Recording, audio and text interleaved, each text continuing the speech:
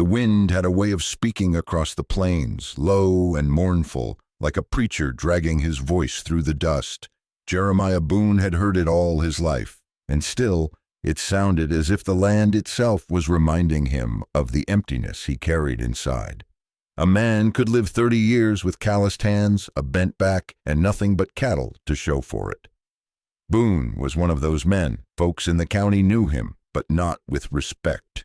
They called him that poor Boone fella, a rancher who had never struck it big, who never married, who lived on a patch of land that barely grew grass.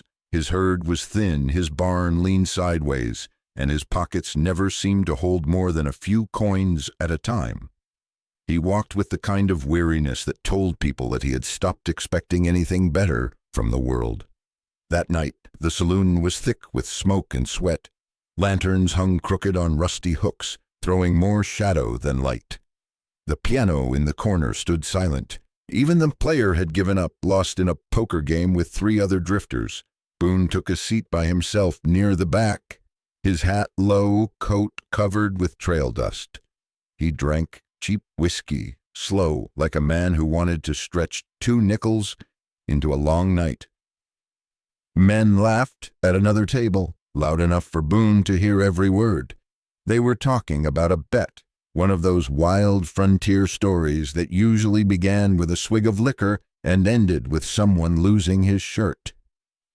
Boone wasn't paying much attention until he caught a phrase that turned his blood. "A whole damn town for $2. One of the gamblers leaned forward, his voice carrying across the room. "I'm telling you, boys, the deed's still sitting there. Ghost town out past Dry Creek. Nothing but rattlesnakes and busted windows. Owner's a fool willing to sign it away for less than the price of a shot." The table roared with laughter. Another man spat tobacco juice into a dented spittoon. $2 for a pile of rotting wood? Hell, I wouldn't take it if he paid me." But Boone's eyes, shadowed beneath his brim, fixed on the speaker. $2. That was less than he had spent this week feeding his horse. Less than a saddlebag full of beans. Yet what did a man like him have to lose? His ranch was already slipping through his fingers. Debt hung around his neck like a noose. His neighbors mocked him in daylight and pitied him in whispers. For the first time in months, maybe years, Boone felt a spark in his chest. It wasn't much, but it was something that pulled him up straighter on his chair. He drained the last of his whiskey, listening hard, pretending he wasn't. "Used to be a mining town," another gambler said, "back when gold fever ran hotter than gunpowder. Folks built a church, saloon, even a schoolhouse, but when the mine collapsed, they scattered like prairie dogs, left it all behind. Some say the ground swallowed their dead, and the place has been cursed since." That made the men laugh again, but Boone wasn't laughing. Cursed or not, a deed was a deed. Land was land, and a man who owned land, no matter how forsaken, wasn't entirely beaten yet. He thought of his father, a man who had crossed these plains with nothing but a wagon and 2 oxen, who had believed the West could still give a man a chance if he was stubborn enough to take it. Boone had lost that belief somewhere between drought and debt collectors, but tonight, listening to those drunken voices, he felt it stirring again. $2. A chance. The saloon door slammed open, letting in a gust of cold wind that carried grit across the floorboards. Nobody paid it much mind. The gamblers kept laughing. The bartender kept polishing a glass that would never be clean, and Boone sat in his corner, silent but awake in a way he hadn't been in years.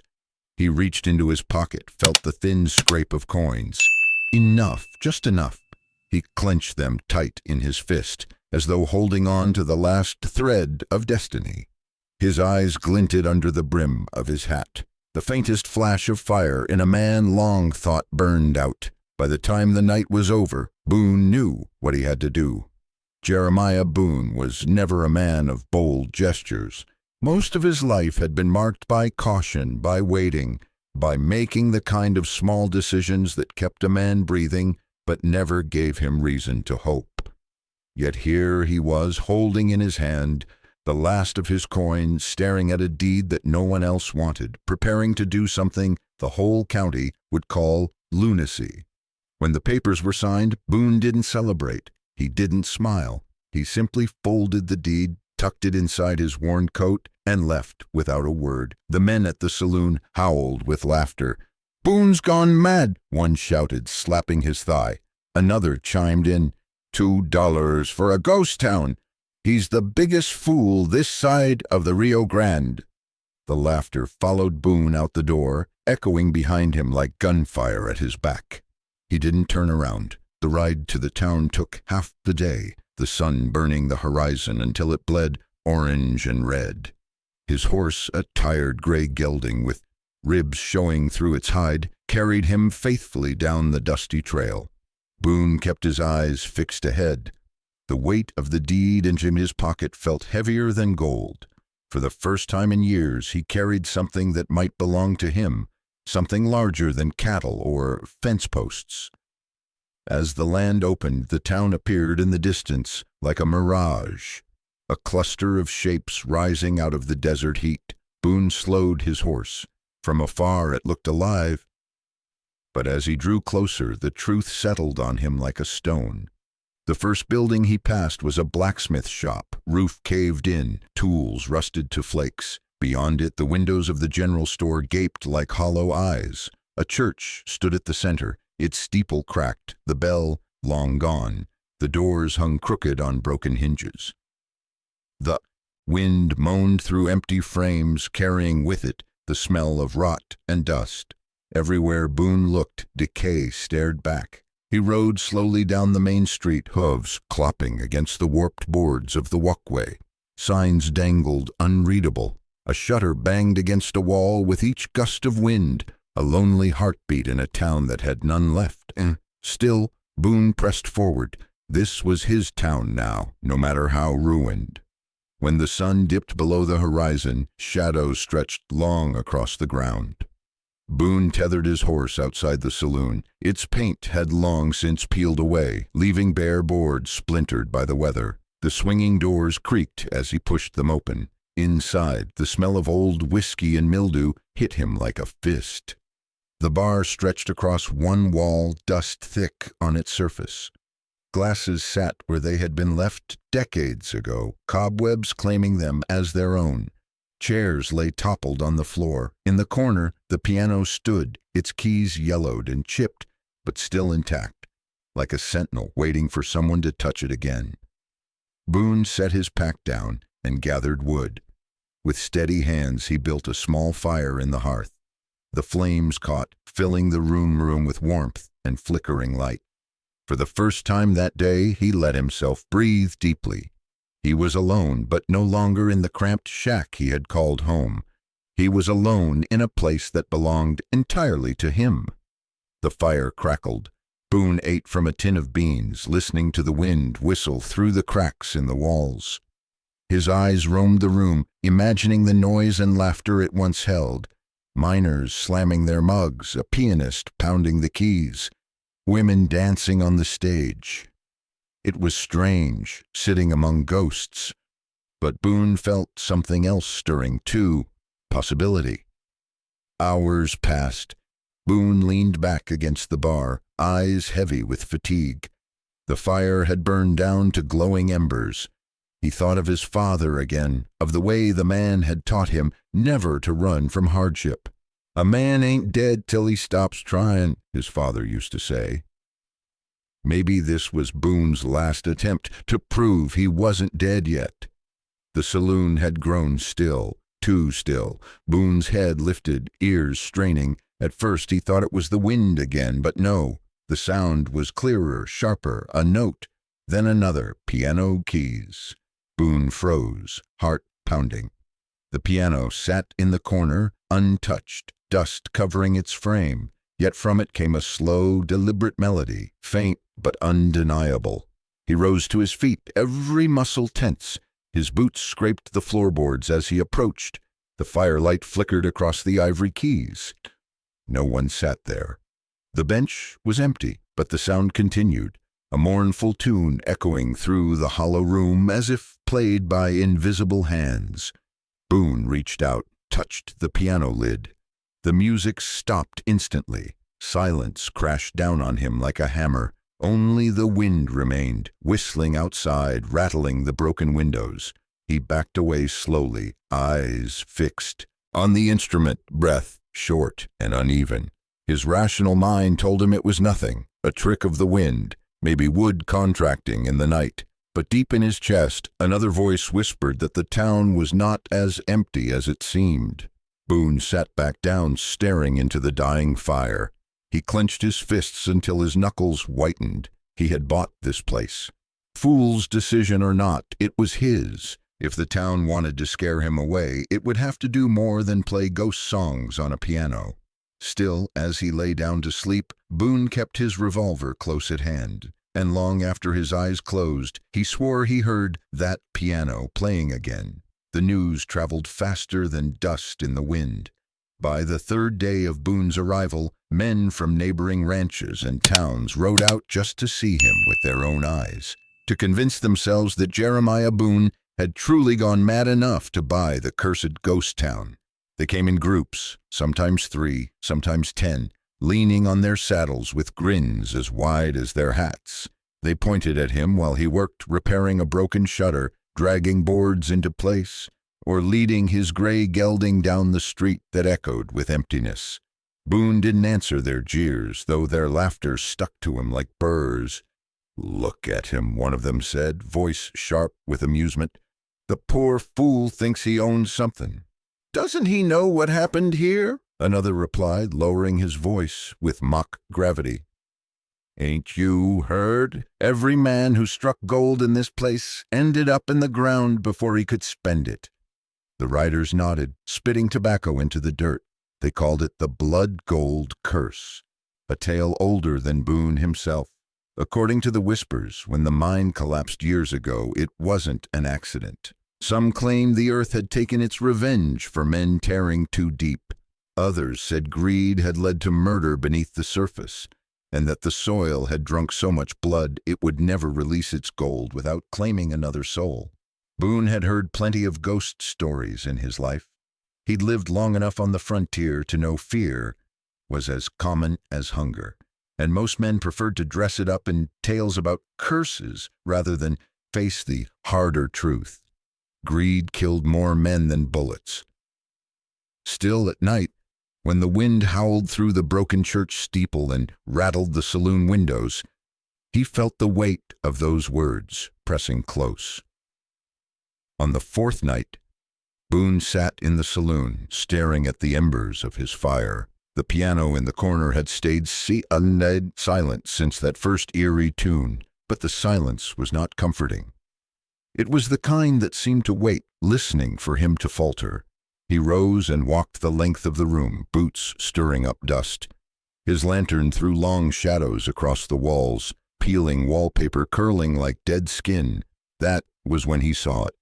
On the far wall, just above where a chair lay broken, a dark stain stretched uneven across the boards. Boone stepped closer, lifting the lantern. At first, it looked like nothing more than water damage, the kind every old building carried. But the color was wrong, too deep, too brown. And then the letters revealed themselves, scrawled in shaky lines, smeared but legible.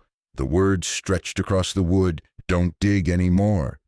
The writing was jagged, as if scratched out in desperation. Some of the strokes looked fresh, darker than the rest, as though the wall itself had wept new marks after decades of silence.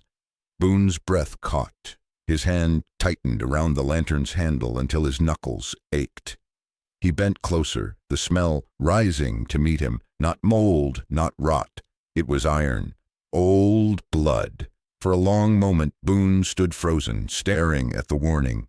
He felt the hair along his arms prickle, the kind of cold that didn't come from wind or night air, but from something older, heavier. He straightened slowly, forcing his chest to expand against the weight in his lungs. It was a trick, he told himself. Some miner had left those words decades ago, delirious with fear or madness. Time had preserved them, nothing more. But the doubt wormed its way in. What if it wasn't just a relic of the past? What if it was a message meant for him, carried across the years like an echo waiting for the next fool? Boone paced the room, trying to shake it off. He had bought this town fair and square. He had spent the last of his coins, endured the scorn of neighbors, ridden out here with nothing but stubbornness in his pocket.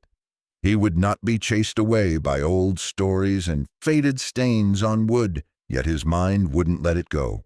He imagined the miners who once lived here, men with hands as rough as his, staring at the same walls, their eyes wide with terror as they realized the cost of their search.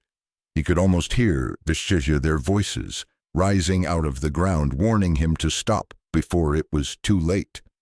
When dawn came, Boone stepped outside into the brittle light of morning. Riders lingered at the edge of town, watching. They were quieter this time, their laughter subdued. One man raised his voice just enough for Boone to hear. "Best leave it, Boone. Best ride out while you can. That town don't forgive trespasses. Blood feeds the gold, and the gold feeds on blood."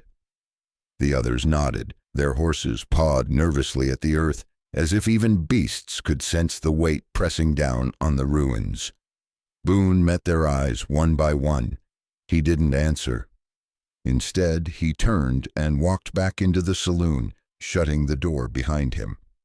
Inside, the fire had died cold. The room felt darker, heavier. He lit his lantern again, the flame trembling as though it, too, feared the shadows. Boone stood before the wall one more time, staring at the words etched in blood. "Don't dig any more."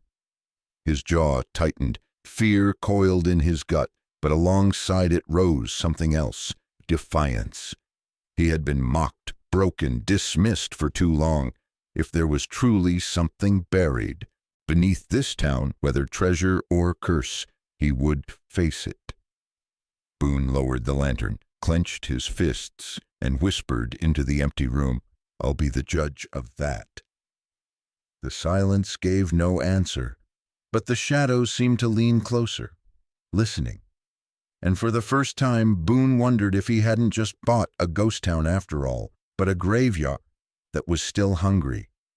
The days passed with a silence that pressed heavy on Boone's shoulders. The ghost town had a way of swallowing sound. Even his footsteps seemed reluctant to echo across the dusty streets. He had decided if he was to survive here and make this cursed piece of land his own, he needed to understand it. Every building held a story, and Boone meant to uncover them all. He began with the smaller shacks, houses once lived in by miners and their families. Most were shells now, skeletons of wood and stone, roofs caved in, windows shattered. He stepped carefully through them, lantern light chasing shadows across broken walls. There were remnants everywhere, a child's wooden toy split down the middle, a pair of shoes still tucked beneath a bed frame, a half-burned Bible with pages stiff from age. Each item whispered of a life interrupted, abandoned in haste, as if the people who once called this place home had fled in the middle of breathing. Boone felt their absence more keenly with each discovery.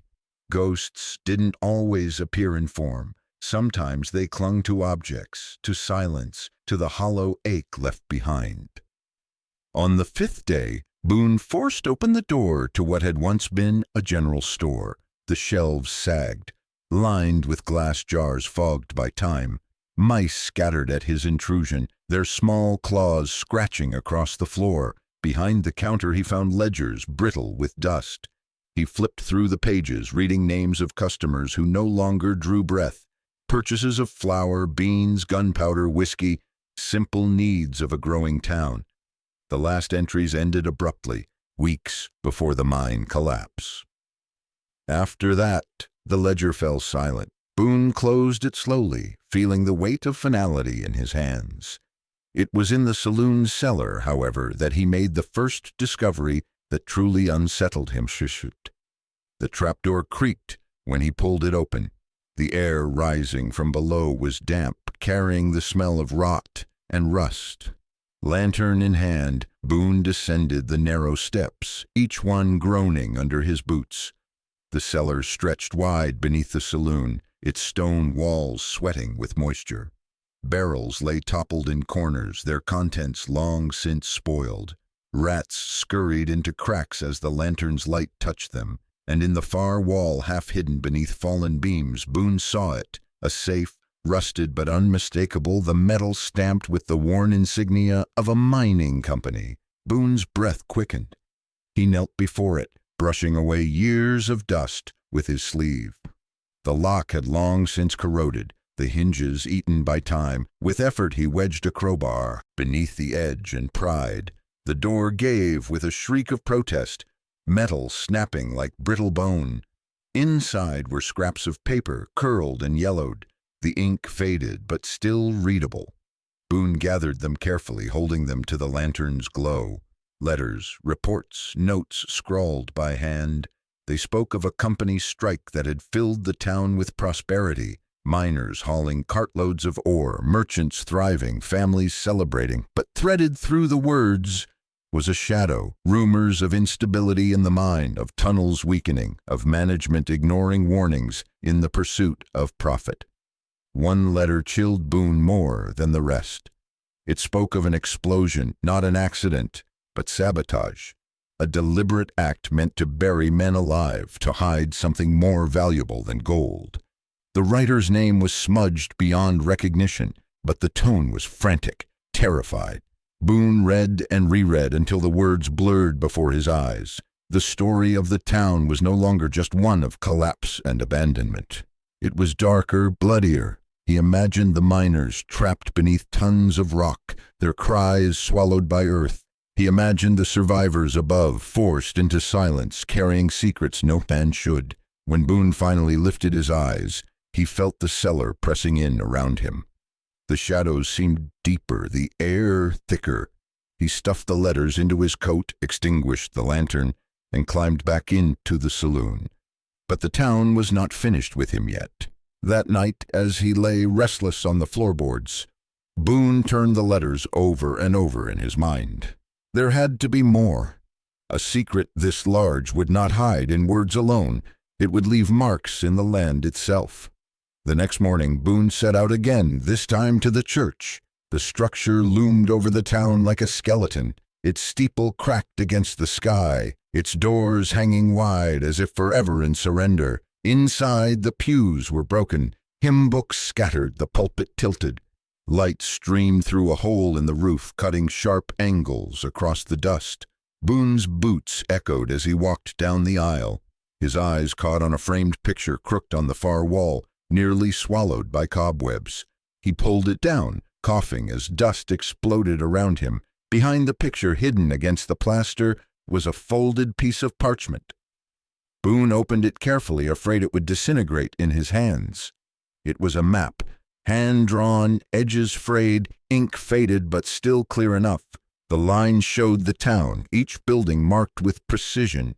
But what drew Boone's breath was the dark ink trail leading beneath the church itself, curling downward, marked with a symbol he didn't recognize.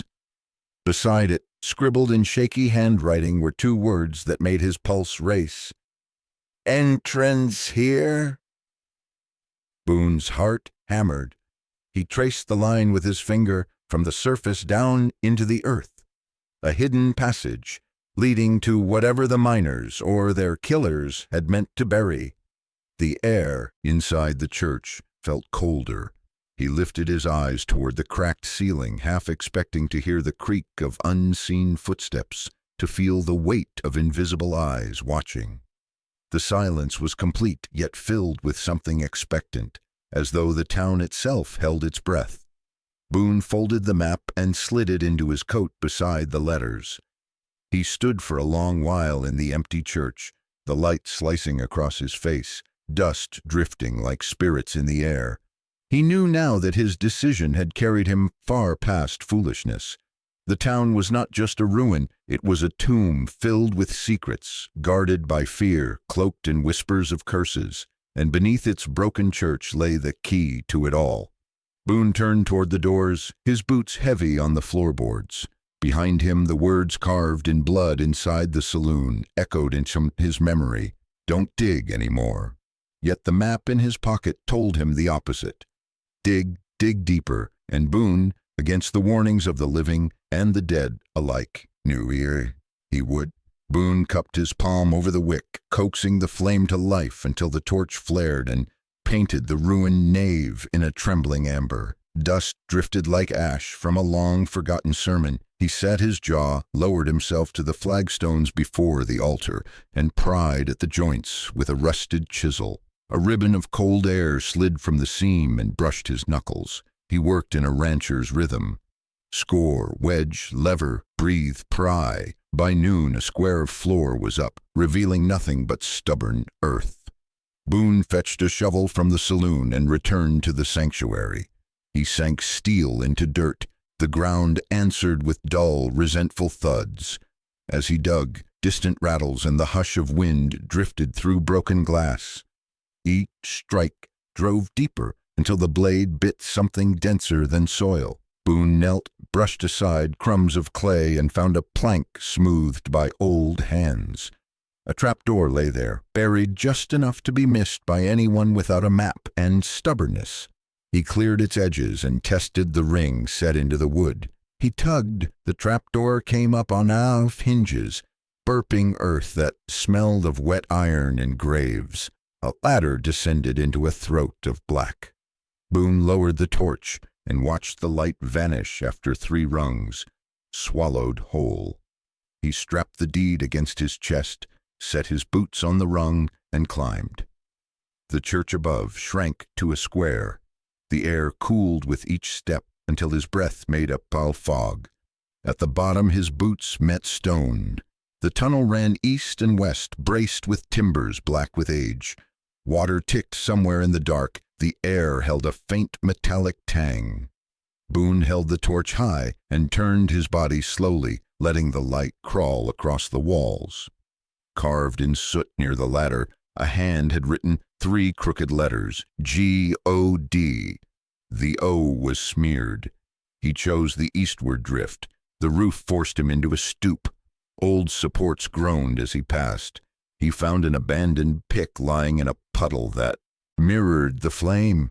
He set it back down, listening. The tunnel breathed. Wind whispered along hidden seams and slipped past him. Far ahead, the passage elbowed left. He rounded it and halted. The floor dropped into a shallow stope where the earth had been scooped like a giant's ladle. Torchlight found fragments glittering through the crime. Boone crouched and pinched one from the muck. It pressed heavy against his fingertip, a rough yellow tooth flecked with darker crust. He brought it to the flame. Gold woke in the light, dull then urgent. Across one edge, a black-brown stain clung. He turned the nugget and smelled old blood. His stomach tightened. He closed his fist and felt the nugget's cold insistence.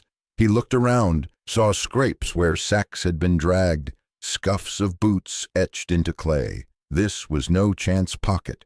Men had worked here in hush and hurry. A draft combed the tunnel. It arrived with a long, low note from the left-hand fissure that passed through the timbers. Wind, he told himself. Only wind gnawing at cracks.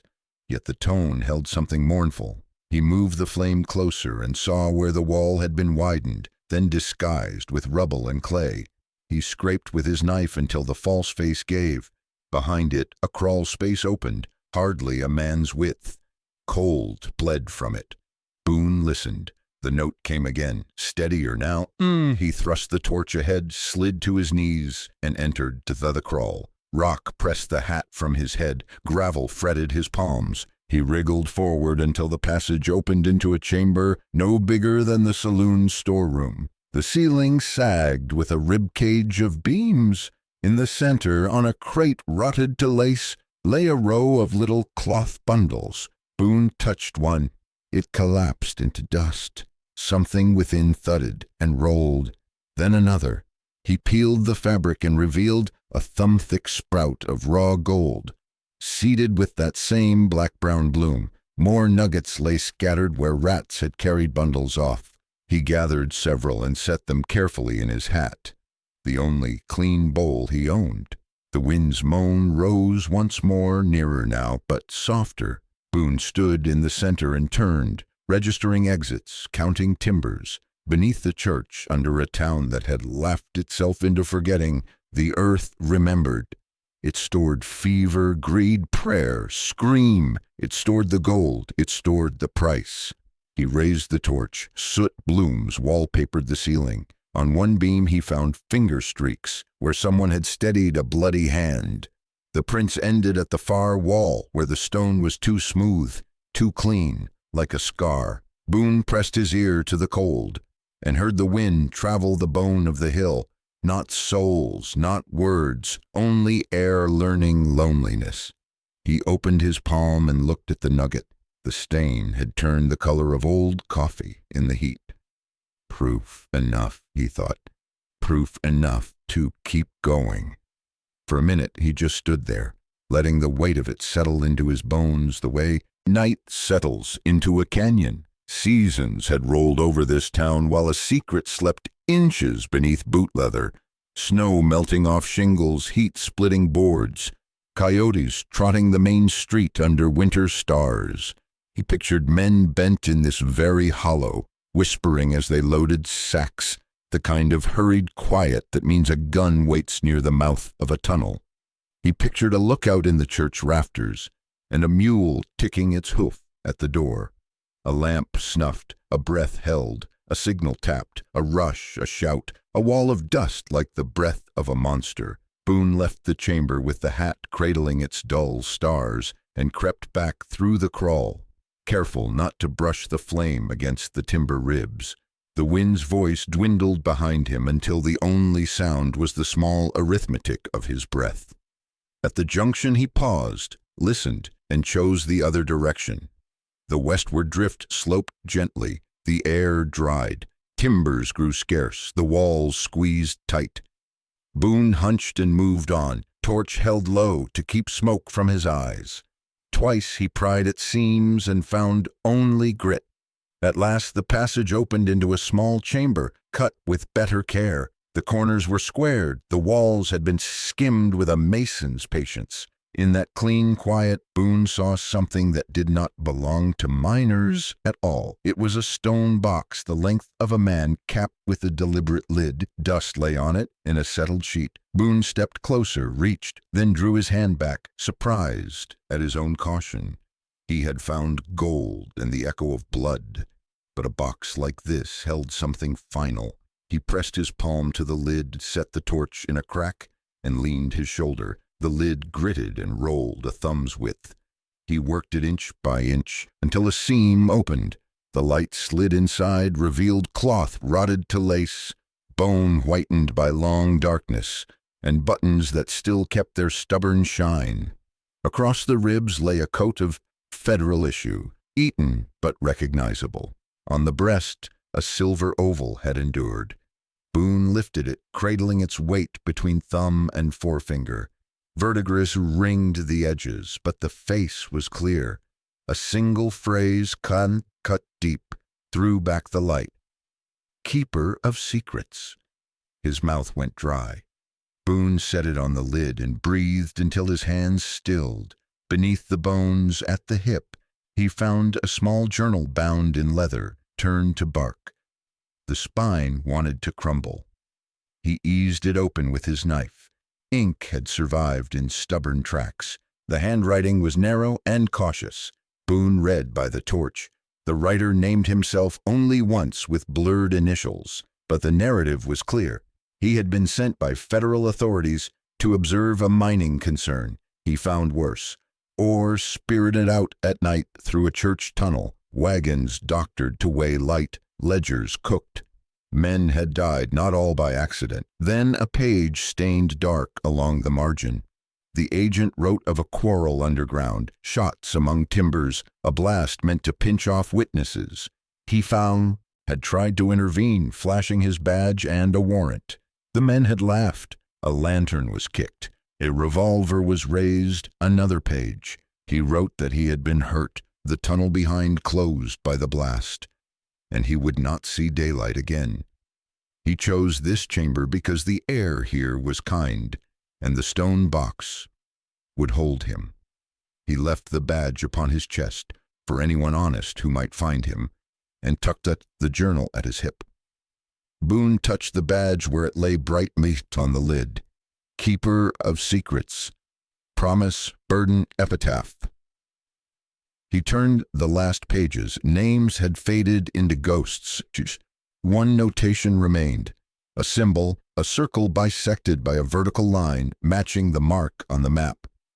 Beside it, 3 words were written with emphatic pressure: the door below. Boone raised the torch and surveyed the chamber anew. The squared corners, the smooth far wall, the slight pitch of floor. He pressed his hands to the stone. It felt too even. He knelt and saw a seam so fine it might be a wrinkle. He levered with his knife. The seam widened to breathe a faint rush of colder air over his wrists. He did not push farther, not yet. Boone sat on the lid, let the torch gutter, then fed it. He read the first page again and looked at the skull, trying to recognize the courage that had made a duty of dying. A long while later, he placed the badge back. He slid the journal into his coat. He shifted the lid and closed the box, sealing the dead. On the way back, the tunnel felt narrower. Boone climbed the ladder, slow, hat under his arm, the journal against his ribs. Daylight startled him when he reached the church. He sat on a broken pew and laid the journal across his knees. The stained pages lay open like a map, pointing both down and forward. Men had smuggled gold here, and someone had chosen betrayal and buried proof under hymns. Boone looked at his hands, blacked by earth. The town was no longer a rumor or a $2 joke. It was a story told in veins and ribs and ink. The secret had outlived its makers and now belonged to whoever had the will to continue. He stood and listened for the piano. Nothing answered but wind. Even so, the church felt less empty, as if someone had stood to greet him and then chosen silence.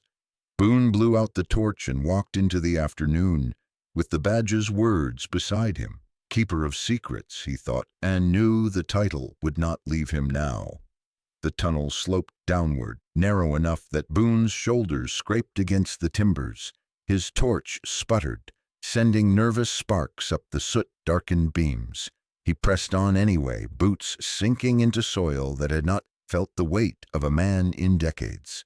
The deeper he went, the more the air chilled, carrying the smell of damp stone and something else, something metallic like old iron left too long in the rain. He paused to catch his breath and to listen. The silence was total, smothering. Even his own heartbeat seemed reluctant to echo. Boone pressed forward until the passage widened unexpectedly into a chamber.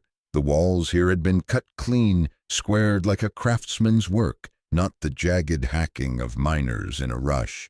It felt deliberate, secretive. In the center of the chamber rested a stone box. Boone froze at the sight of it. The lid was thick, its edges sealed tight by layers of dust. The box was not just storage, it was a tomb. Boone lowered his torch, the flame tracing over the surface. There were no names, no inscriptions carved into the lid, only faint scratches, as though someone had once tried to leave a message and failed. He set the torch in a crack between stones and ran his hands across the edges. "God help me," he muttered, bracing himself. With a grunt, he shoved his shoulder against the stone. The lid shifted reluctantly, groaning against its own weight. Inch by inch, Boone forced it aside until a gap appeared. Cold air seeped from within, stale and dry, carrying with it the scent of centuries. He lifted the torch and looked inside. There lay the skeleton of a man. The bones were arranged carefully, as though whoever placed him here had done so with reverence. His body was clothed in the remnants of a federal uniform, the blue coat decayed but still clinging stubbornly to the frame of ribs. Across his chest gleamed a badge, untouched by time. Silver, oval-shaped, it caught the torchlight and sent it back in a flash that made Boone blink. Etched into its surface were 3 words, sharp and defiant: keeper of secrets. Boone swallowed hard, throat dry.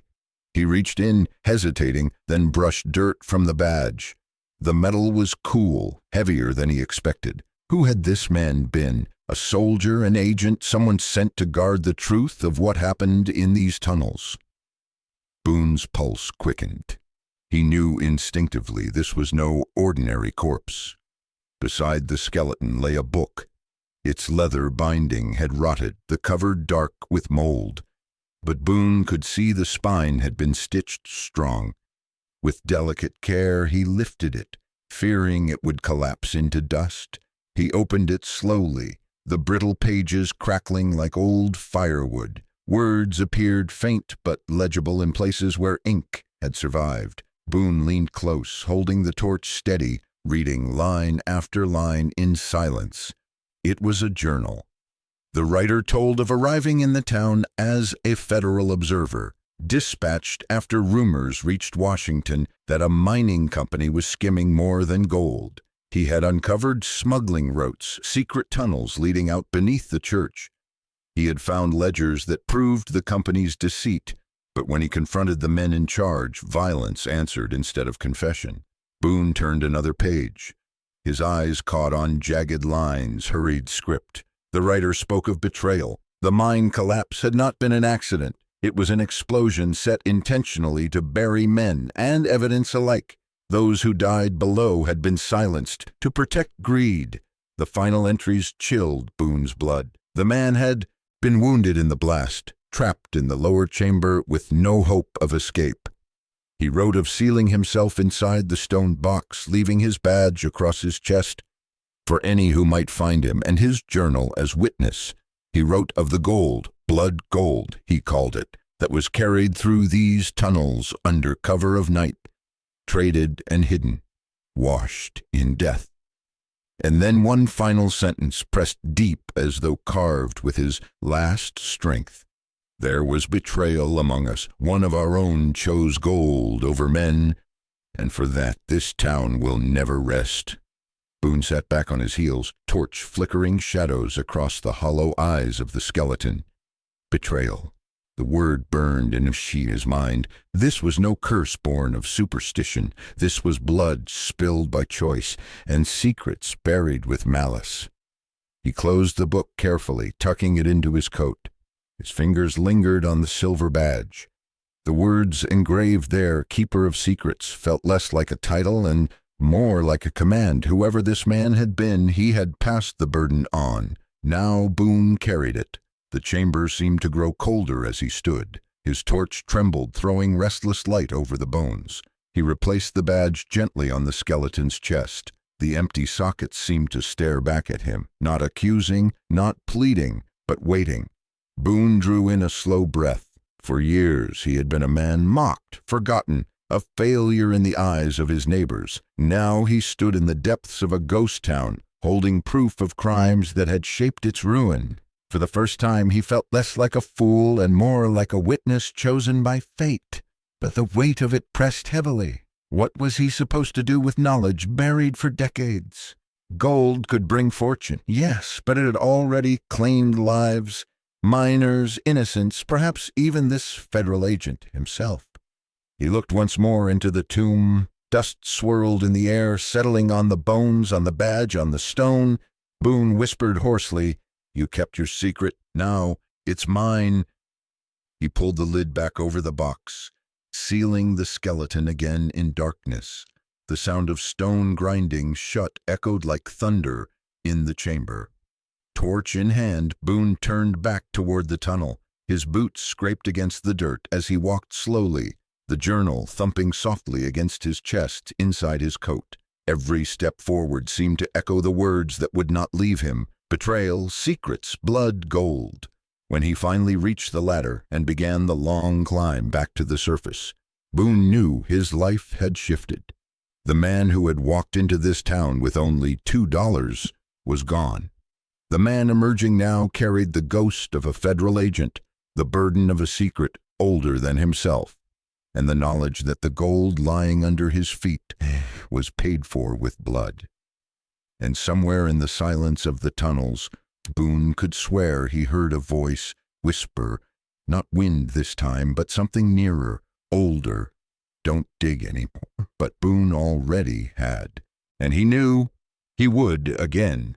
Word in the West didn't travel by letters or wires.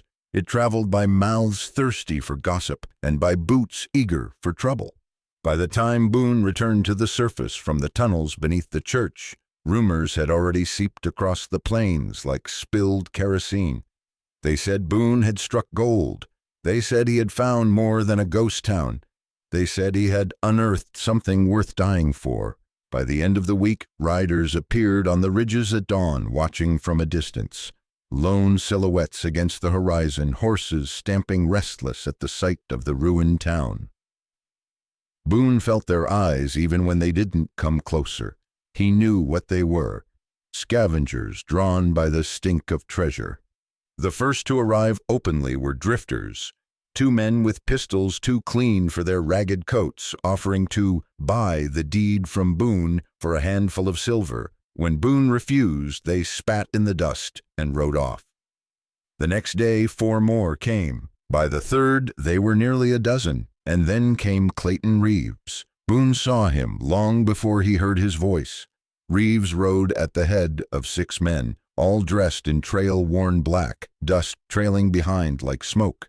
He was tall, lean as barbed wire, with a face carved in hard lines and eyes that carried the shine of a man who had killed often enough to forget the number.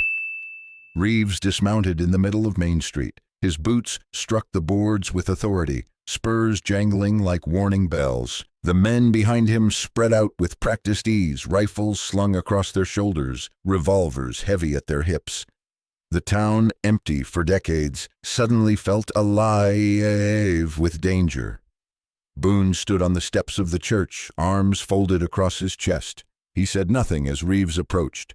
"Jeremiah Boone!" Reeves called, his voice carrying through the silent street. "I hear you've been digging where you don't belong." Boone's jaw tightened. "This town belongs to me, bought and paid for." Reeves smiled without warmth. He tipped his hat back, revealing eyes that flickered between greed and something harder to read. Fear. "You think $2 buys more than dirt?" Reeves said. "It buys a coffin, maybe, but this place is mine." The men behind him chuckled, spitting tobacco into the dust. One of them shouted, "You gonna hand it over, Boone, or you want us to dig your grave right here?" Boone's hand hovered near his revolver, but didn't move. He knew the odds. Reeves wasn't some drunken gambler from the saloon. He was a name spoken across territories with a mixture of awe and disgust. Men said Reeves had killed his first man before he was 20, a sheriff in Texas who stood between him and stolen cattle. Since then, his reputation had grown like a wildfire that no lawman had managed to put out. "I've no quarrel with you, Reeves," Boone said evenly, "but this land is mine, and I'll defend it." Reeves's smile thinned. His voice dropped lower, almost conversational. "You found something down there, didn't you? Gold, maybe, or secrets better left in the dark. Either way, you think you can keep it to yourself. But I'll tell you plain you can't. Men like me, we don't ask twice." The air thickened, heavy as thunderclouds before a storm. Boone could feel the weight of 6 pairs of eyes fixed on him, hands twitching near their guns, itching for the chance to prove loyalty to their leader. Reeves stepped closer, boots crunching in the dust. "This town," he said, sweeping his hand across the sagging rooftops, the hollow windows, the broken steeple, "is mine by right. My blood runs through these ruins. My people built it. And if you think you can stand in my way, then you're more foolish than the stories make you." Boone's heart gave a hard thump at those words. My blood runs through these ruins. He filed them away, a puzzle piece that didn't yet fit. "You want me gone?" Boone said quietly. "You'll have to make me." Reeves's smile faded. The laughter from his men stilled. For a moment silence ruled the street, broken only by the creak of the saloon sign swinging in the wind. Then Reeves nodded once, sharp as a blade. So be it. He turned on his heel, spurs ringing, and mounted his horse in a single practiced motion. The others followed, but their eyes never left Boone. Their looks promised a return, promised blood. Reeves pulled his reins and looked back over his shoulder. "We'll be back, Boone, and when we are, you'd better pray to whatever God you keep that you've changed your mind, because if not—" His grin returned, sharp and cruel. "This ghost town'll have one more corpse to its name." The riders wheeled their horses and thundered down the street, a storm of dust rising in their wake. Boone stood alone in the settling haze, his torchlight from the church guttering behind him, the weight of the journal pressing against his chest beneath his coat. He knew now that the town's curse wasn't just whispers in the wind. It had flesh, blood, and 6 loaded pistols riding under the command of Clayton Reeves, and Boone, weary as he was, felt the stirrings of something he hadn't known in years. Resolve. The battle for the ghost town had begun. The riders didn't return at once, but their absence felt louder than gunfire. Boone slept lightly, one eye on the church door, the other on the journal under his coat. Each morning he forced himself below the altar, chasing the map's thin ink as if it could outrun the danger on the horizon. He worked by torch and patience. Pick, pry, listen, rest, read, go again. The lower galleries forked into unused drifts, each carrying the smell of damp earth and history gone sour. In one pocket he kept the silver badge, keeper of secrets. Its weight steadied his hands when doubt shook them. Midway through the second day he found the first clue. A timber support had been plain smoother than its brothers. When he rapped it with his knife, the sound answered hollow. He slid the blade along a seam nearly invisible to the eye. The beam's face peeled away like a cabinet door. Inside was a leather folio wrapped in oilcloth. The seal bore the same circle and line symbol from the dead agent's journal. Boone broke it and unfolded papers written in a disciplined hand. Ledger columns, shipment tallies, signatures, names cut to initials. But the pattern confessed plainly. Ore was vanishing between shaft and assay. At the bottom of one sheet, a declaration in darker ink had been pressed into the page. "On my oath, I record that the operations of Reeves Consolidated Mines divert gold by clandestine tunnels, and that senior partners collude with hired guns to silence dissent." Heat rose in Boone's face, though the air was cold. Reeves. The name lit the chamber like a struck match. He turned a page and found an unsent letter to a cousin back east, dated 3 weeks before the collapse. "Elias Reeves believes himself untouchable," it read. "He pays the parson to keep long sermons while our wagons pass. He brings men with dead eyes. If anything happens to me, tell father it was not God's will. Tell him it was Reeves." Elias Reeves. Blood ran in straight lines and crooked ones, and though Boone had never traced the trees of men who would shoot him, he understood at once that Clayton's boast, "My blood runs through these ruins," wasn't poetry. It was ownership through sin. He tucked the folio in his coat and moved on, anger pushing him forward. 2 drifts later he struck another cache, a tin box wedged behind shale. Inside lay a small journal bound with blue thread. The hand was different, nervous, confessional. Boone read by the stuttering torch as if he were reading a man's heartbeat. The writer called himself Samuel Witt, a clerk hired to clean books and weight assays. He described nights when sacks crossed the church like contraband sacraments, overseen by a foreman with a scarred cheek who answered directly to Elias Reeves. Men who asked too many questions fell into accidents. Witt wrote, "When the miners whispered about petitioning the marshal, Mr. Reeves's men lit fuses. I write as a coward who kept still." There were names, there were sums. A crude diagram showed an escape drift snaking toward the arroyo north of town. At the end, a note. Destroy these pages if you value breath. If you cannot, hide them where the church can pray them into stone. Wit had hidden them in wood instead. A faint scrape behind Boone pulled him from the page. He pinched the torch dark and listened. Far down the tunnel a pebble clicked, then stilled. He waited until his pulse dropped from his throat. Nothing else moved. He relit the flame and read Wit's last line. I think I hear work again. There is still gold in the earth and guilt in the air. May God forgive the Reeves. On the surface, the town held its breath. Boot prints multiplied near the livery and the saloon. When Boone went for water, he found a vulture perched on the church cross, eyeing him like a clerk, tallying debts. Toward evening, smoke stitched the western ridge. 5 small fires set like buttons on a coat. Reeves's men had returned and were making camp, confident, unhurried. They were waiting for night to stretch the town thin. Boone carried the papers to the saloon and spread them on the bar beneath the lantern. He read every line again until the picture fixed hard. A company steered by Reeves' bloodline, a minister's sermons bought by the minute, riders turning murder into consequence, a collapse engineered to pour rock into mouths that had dared speak. He thought of the dead agent sealed in stone, a badge on his chest, and a duty still living.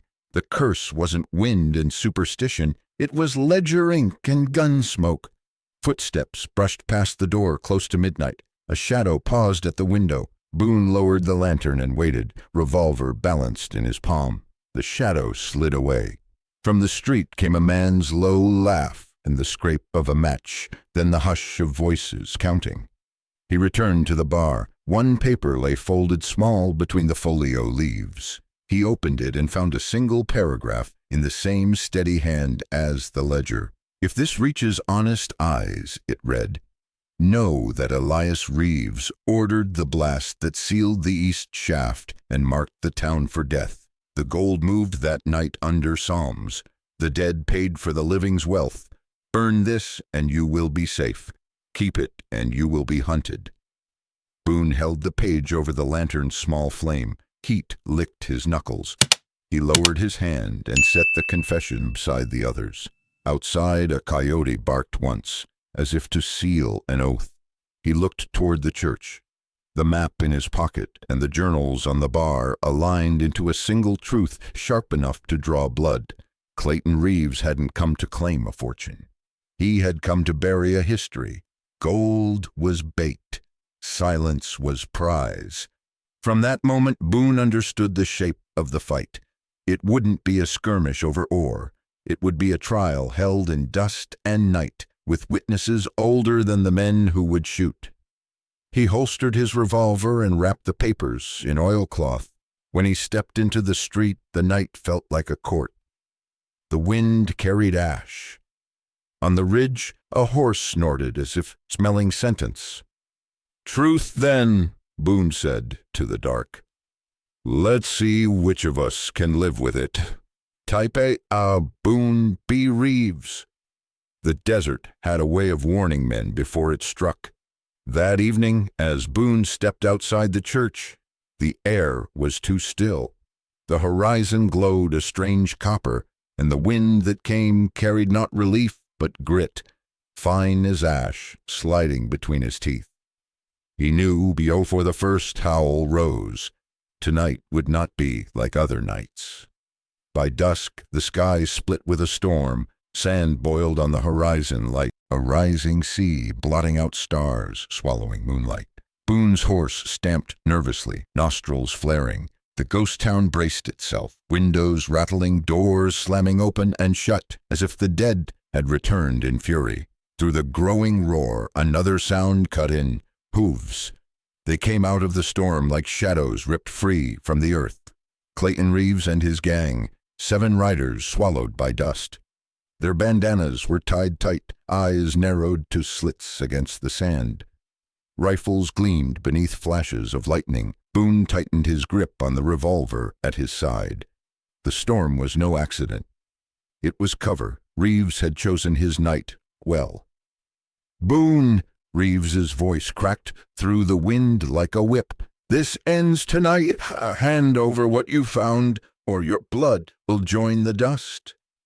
Thunder rolled, not from the night sky, but from rifles as the first shots rang. Bullets slapped into the boards of the saloon, splintering wood. Glass shattered in the general store. The ghost town, dead for decades, woke screaming in gunfire. Boone dove through the church doors and kicked them shut behind him. The journal and folio lay safe beneath the altar, wrapped in oilcloth. He grabbed his torch, lit it, and hurried toward the trapdoor. The storm was his enemy above, but below the earth, it could be his ally. He dropped into the tunnel, torch casting wild shadows against the timber ribs. Behind him, the church door burst open, and boots thundered across the floor. Reeves's men had come fast. Boone ducked into the side drift and pressed himself flat, torch dimmed low. Dust sifted down from the ceiling as shots cracked overhead. Reeves barked orders, his voice cutting even through the storm. "Find him, flush him out, he can't hide forever." The tunnels were a maze, but Boone had walked them enough to know their secrets. He moved quickly, silent as his boots allowed, until he reached the chamber where he'd first found the blood-stained gold. He doused the torch and crouched in the dark, revolver steady in his hands. The first man entered, a silhouette against the faint glow of a lantern. Boone fired once. The report was deafening underground. The man collapsed, lantern shattering beside him. Darkness swallowed them both. Another came running, calling out, and Boone shifted deeper into the chamber. He fired again, the flash revealing walls slick with sweat and fear. Above, the storm roared louder. The wind forced its way through cracks in the church roof, howling like a chorus of buried men. Sand trickled down the ladder, carrying the smell of earth into the tunnels. Boone pressed on. He moved from drift to drift, leading them away from the journal, away from the altar. In the narrow passages, numbers meant less. The tunnels were old killers, and Boone used them like a partner. At one junction, he waited until footsteps pounded close, then struck a support beam with his shoulder. The wood cracked, and a curtain of soil collapsed between him and two pursuers. Their shouts muffled, then died beneath the weight of sand. Boone staggered back, coughing, but alive. Still, Reeves was relentless. Boone heard him shouting over the gunfire, voice ragged with fury. "Don't waste bullets! Drive him into the open!" Boone's chest burned from dust and smoke. His ears rang from the confined blasts of his revolver. Sweat and grit mixed on his face until it felt like a mask of clay. He pushed forward through a side passage that spat him out beneath the saloon cellar. He climbed up, back into the storm's chaos. The town was unrecognizable. Sand slashed highways through the streets, cloaking every building in ghostly veils. Reeves's men were phantoms in the swirl, their lanterns bobbing like will-o'-the-wisps. Boone took cover behind the bar, reloading with hands that shook from fatigue. A shot tore through a bottle inches from his head, showering him in liquor and glass. He answered with 2 shots of his own, one finding its mark, the other sparking off stone. Lightning cracked, illuminating Reeves himself in the street. He stood tall, coat whipping in the gale, revolver drawn. His eyes burned with a fire that wasn't just greed, it was fear, the kind of fear a man feels when the sins of his blood are about to be uncovered. "Boone!" Reeves shouted again, voice nearly torn away by the wind. "This town ain't yours. It never was. My family built it, and my family will bury you in it." Boone raised his revolver, aiming through the storm. The trigger tightened beneath his finger, but before he could fire, another round of shots exploded from Reeves's men, forcing Boone back into cover. The night raged on, each moment stretched thin by dust, gunfire, and the scream of the wind. Boone moved like a ghost himself, striking from tunnels, disappearing into ruins, reappearing where no man expected. One by one, Reeves's gang fell, their bodies swallowed by sand that poured over them like a grave's embrace. By midnight, the storm owned the town. The air was thick, suffocating, filled with grit and gunpowder. Boone crouched in the ruins of the general store, chest heaving, revolver almost empty. He could hear Reeves, still, shouting, cursing, promising death, but the voices of his men had grown fewer, swallowed by both Boone's bullets and the storm's hunger. It was no longer a siege. It was survival. Boone wiped the grit from his eyes, checked his last bullets, and prepared himself for the final reckoning. The sandstorm had stripped the world to its bones. Tonight, Boone and Reeves would meet in the marrow of a ghost town, with only truth and blood left between them. The storm raged like the wrath of heaven itself, sand whipping through the broken streets until every shape blurred into a restless haze. The ghost town groaned beneath the wind, doors banging, windows shattering, roofs peeling away, as if the place was alone and protesting the violence tearing through it once again. Boone staggered from the ruins of the general store, blood streaking his sleeve, revolver heavy in his grip. His lungs burned from the dust, every breath a mouthful of grit. Through the veil of sand, a figure moved with equal purpose. Clayton Reeves. His black coat snapped like a flag in the gale, his boots striking the ground, as if the storm itself parted for him. They saw each other through the chaos. Two men left standing in a town that had claimed Tuzans that night. Their eyes locked. Words were unnecessary. The storm had brought them here, but blood, truth, and fate would decide who left. Reeves stepped into the saloon first. The doors, unhinged long ago, slammed against the walls in the wind. Boone followed, boots crunching glass beneath his weight. Inside, the place was a skeleton of what it had once been. Tables lay broken, chairs scattered, bottles shattered on the floor. The piano sat crooked in the corner, its keys half missing, as if waiting to play its last song. The storm howled through the cracks, making the lantern sway. Lightning flared outside, casting both men in stark silver light. Shadows leaping across the walls. Reeves adjusted his hat, his eyes burning through the dust. "You should 'a' left when I told you, Boone." His voice was calm, but beneath it trembled rage and fear. Boone wiped blood from his mouth with the back of his hand. "This town isn't yours, Reeves. It never was. Your family buried it in lies and death. I'm not leaving it for you to finish the job." Reeves's hand hovered near his revolver. Boone's did the same. The silence stretched, broken only by the storm's moan and the groan of wood in the wind. Both men knew it. Only one would walk out.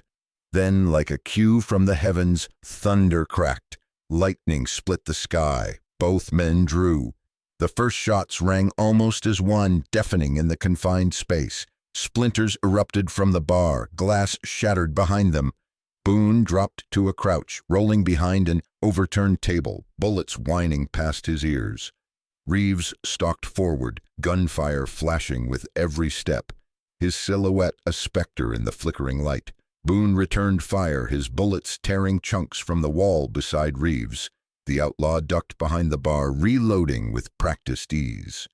The saloon trembled under the violence, echoes of gunfire mingling with the shriek of the storm outside.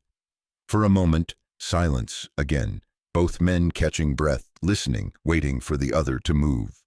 The storm rattled the roof, threatening to tear it away. Boone's chest heaved, his revolver nearly empty.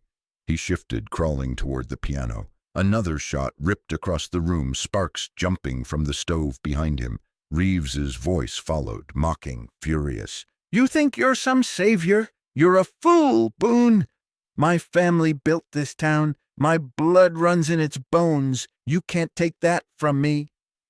Boone's eyes narrowed. "Your family built it on betrayal, on murder. That's not a legacy, it's a curse." Lightning flashed, and Boone saw Reeves rise from behind the bar. Gun aimed steady, Boone fired first. The bullet tore into Reeves' shoulder, spinning him sideways. He roared in pain, but didn't fall. Instead, he raised his revolver, firing wild. One round struck the piano, the keys screaming in a grotesque, broken chord. Another slammed into the wall, inches from Boone's head. Boone advanced now, grim and steady, his last bullets chambered. Reeves stumbled backward, blood darkening his shirt, eyes wide but burning with hatred. The two men stood across from each other in the center of the ruined saloon, lightning painting them in silver. Their guns rose again in unison. The final shots rang out. Boone struck true. Reeves staggered, his revolver slipping from his grasp, clattering onto the floor. His knees buckled, and he collapsed against a shattered table, the storm howling louder as if to swallow his last breath. Boone stood over him, revolver still in hand, chest heaving. Reeves coughed, blood staining his lips, but in his eyes lingered not just defeat, but something stranger, recognition.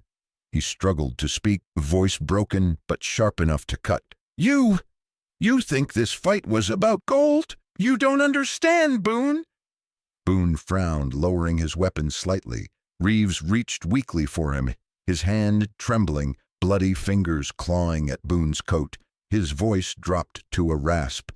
"You're tied to this place, same as me. You carry the blood. The men who built this town, your kin, my kin. You were always meant to come back here." Boone froze, the words hitting harder than any bullet. He stared at Reeves, searching his fading eyes. "Your blood belongs to this dirt," Reeves whispered. "That's why you couldn't stay away. It's in you. It's always been in you." Then the last of his strength bled out. His hand fell limp, eyes glassing over. Clayton Reeves, outlaw and heir to a legacy of betrayal, was gone. The storm outside reached its peak, sand shrieking through the cracks, thunder splitting the sky. Boone stood over the body, heart pounding, the words echoing inside him. His blood, his family, this town, all at once. The pull he had felt since the first night, the piano's ghostly song, the writing on the wall, the secrets buried below. It all snapped into focus. He hadn't just been chasing gold. He'd been following a call older than memory, a chain forged by bloodline. He holstered his revolver and looked around the ruined saloon, its broken walls whispering with the storm. For the first time, Boone understood why he had come, why he had stayed, why he would not leave. The town was his, not because he had bought it for $2, but because his blood demanded it. The keeper of secrets had passed the burden on. Now Boone carried both secret and legacy, bound to the ghost town by something no man could undo. And outside, as lightning tore across the sky, the town seemed to breathe again, alive with truth that refused to stay buried. The storm passed with dawn, leaving the town half buried in drifts of sand. The streets looked like graves dug shallow, each building a weathered headstone jutting from the earth. Silence returned, heavy and absolute, broken only by the creak of beams wounded by the night's fury. Boone stood in the doorway of the saloon, revolver slack at his side. The floor was littered with brass shells, broken glass, and the body of Clayton Reeves. Dust covered the outlaw's face, softening the hard lines, making him look less like a killer and more like any man claimed by the frontier. Boone lowered his hat, a brief nod of respect to an enemy who had carried his own curse to the end. Then he left Reeves to the silence. The church loomed across the street, its cracked steeple still pointing stubbornly toward a heaven. Boone felt the pull again, not of greed, not of vengeance, but of inevitability. The journals, the map, the badge of the keeper of secrets, all had led him to this place beneath the altar. The truth waited for him in the ground. He pried open the trapdoor and descended with his torch, boots sinking into the earth, still trembling from the storm. The tunnels stretched before him, carved veins of the earth, whispering with every breath of wind. He followed the map, deeper than he had gone before, into the belly of the town. Hours passed in silence, broken only by his breathing and the crackle of the torch. At last he reached a sealed chamber, the stone wall marked by the same circle and line symbol, scratched into the dead agent's journal. Boone pressed his hands against it, feeling seams where stone should have been solid. With the crowbar he pried. The wall groaned, then gave, spilling dust in a choking wave. The torchlight pierced the gap, revealing a cavern. Boone stepped inside, and the world seemed to hold its breath. Piled high, reaching almost to the ceiling, lay mountains of gold. Ingots stacked like bricks, sacks torn open to spill raw nuggets across the floor, coins glittering where they had tumbled from rotted crates. The hoard glowed in the flickering light, a treasure hidden for decades, sealed in silence and blood. Boone stopped at the threshold, his chest tightening. $200 million. Enough to buy empires, enough to start wars, enough to damn a man's soul. He walked slowly among the piles, torchlight gilding his face, his boots crunching against loose nuggets. He bent and picked one up, feeling its weight, its cold defiance. Once such a thing might have saved his ranch, his pride, his place among men who mocked him. Once he might have dreamed of this as salvation. Now it felt like judgment. The journals called it blood gold, and Boone could feel why. Each brick carried the silence of the miners buried alive. Each coin shimmered with betrayal. Every glint was a scream that had never reached daylight. Boone dropped the nugget. It clattered on stone and rolled into the darkness. He sat heavily against a crate, torch resting beside him. The light flickered across his worn face, carving deep lines of weariness. For years he had lived in scarcity, scraping to survive, ignored and ridiculed. And here it was, wealth beyond measure. Yet instead of joy, he felt only a crushing weight. His father's voice came back to him, carried on memory. A man's worth ain't in what he owns, but in what he leaves behind. Boone closed his eyes, fists clenched against his knees.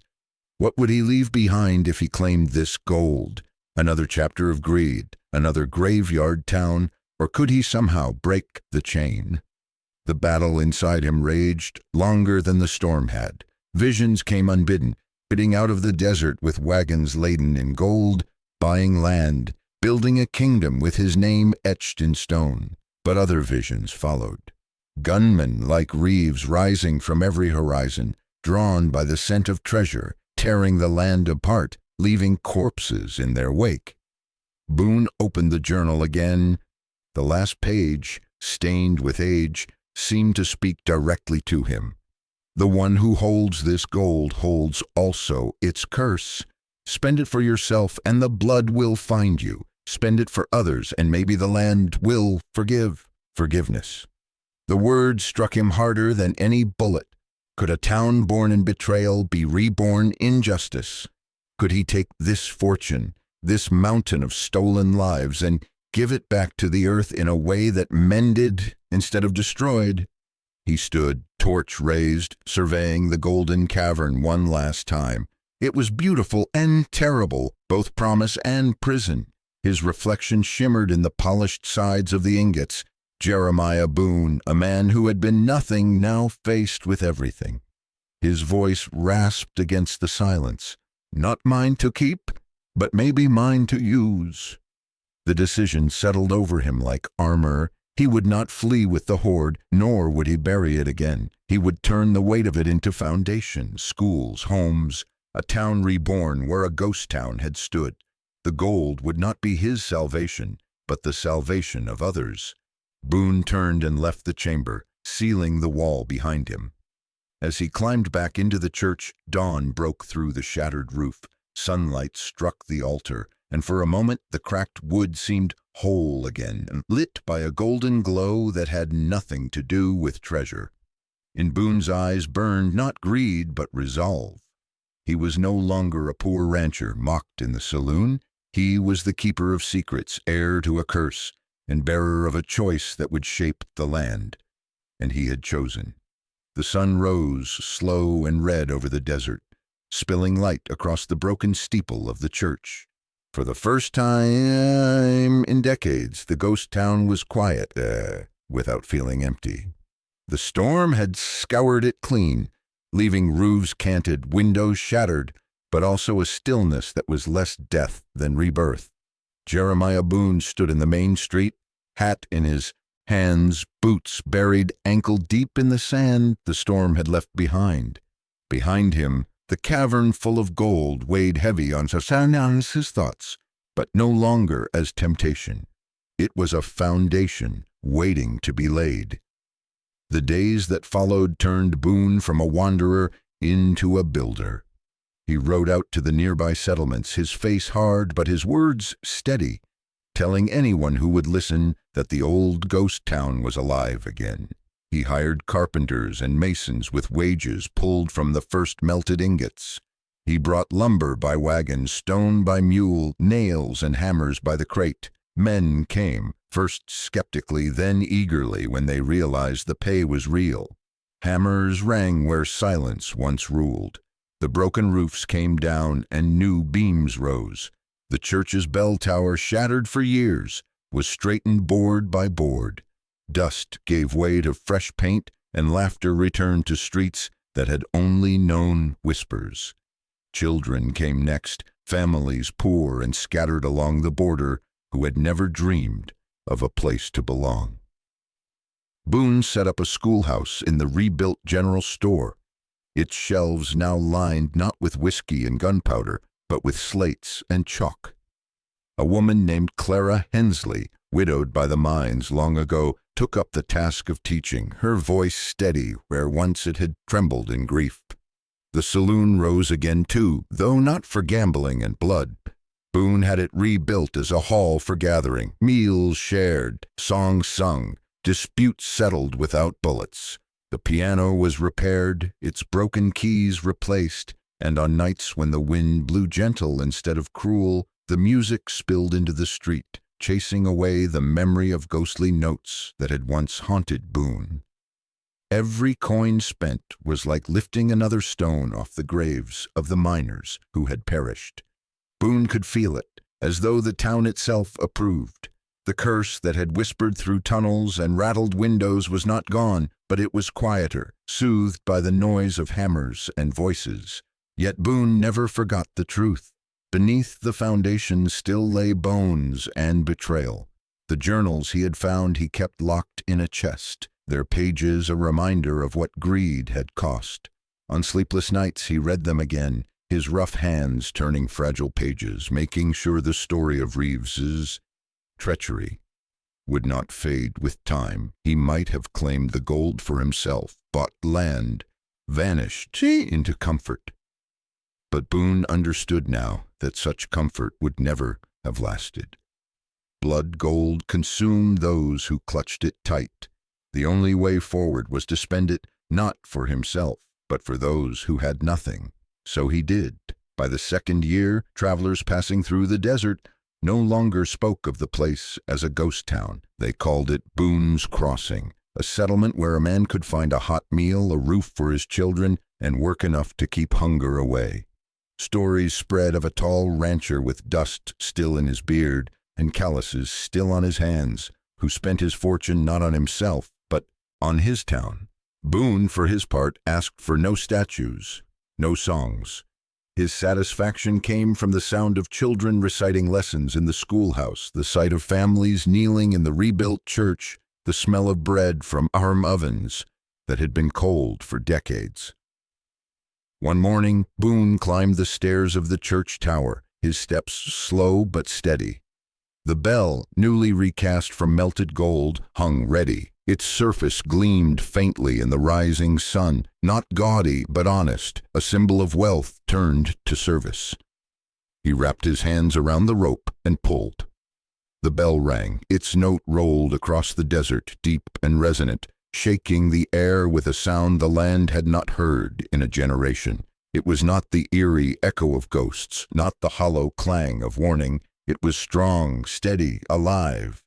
Men paused in their work, heads lifting. Women wiped their hands on aprons and stepped outside. Children stopped mid-play, eyes wide. All listened as the bell tolled again, carrying its voice across the sand like a promise. Boone stood in the tower, the rope trembling in his grip, his eyes damp. The sound filled him, louder than the gunfire, truer than the whispers. more real than the ghostly piano. It was the sound of a beginning. Below, faces turned upward, toward the man who had once been dismissed as a fool with $2 and nothing left to lose. Now he stood as the builder of a town reborn, its keeper not of secrets, but of hope. The sun climbed higher, painting the town in gold that owed nothing to curses or blood. Boone looked out across the horizon where desert met sky, and for the first time in his life, he felt peace. The bell rang on, each toll sweeping away another layer of shadow, another memory of betrayal. No longer a ghost town, no longer cursed. It was the start of something immortal.